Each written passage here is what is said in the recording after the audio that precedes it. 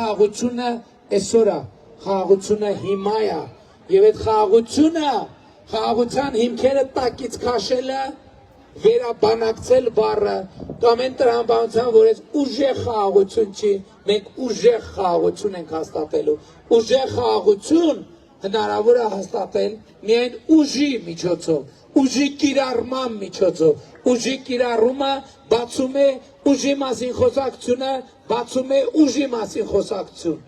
ուժի մասին խոսակցությունը, ուժի կիրառումը տալիս է ուժի կիրառման հնարավորություն եւ հետեւաբար երրագլուխ կուսակցության բոլոր խոսույթները մեր երկիրը եւ ժողովրդին առաջնորդում են պատերազմի միանշանակ եւ աներկա պատերազմի ընդ որում չի լինելու հետաձգում լինելու է որովհետեւ ոչ մեկ չի սпасելու ժողովուրդ ոչ մեկ չի սпасելու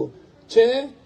որ ասենք Հայաստանում իշխանություն փոխվի, ցանկացած փոխված իշխանություն 1-2 պետք է հասկանային չէ։ Ոչ մեկ չի սпасելու։ Ոչ մեկ չի սпасելու, որ այսօր հայրենասիրության բանի տակ հանդես են գալիս Ղարաբաղի դրոշներով եւ այլնով եւ այդպես շարունակ։ Ոչ մեկ չի սпасելու, ոչ մեկ չի սпасելու, որ դա Հայաստանը այդ քաղաքականության ներքո կամ ենթադրվող երրագլուխները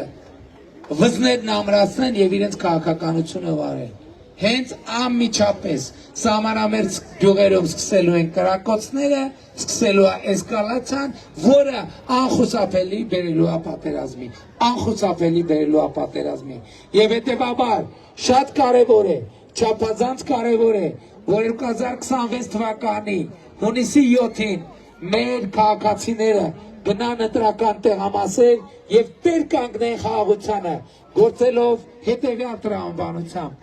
Ընտրություններ 2026-ին քվեարկում ենք։ Ընտրություններ 2026-ին քվեարկում ենք։ Ընտրություններ 2026-ին քվեարկում ենք։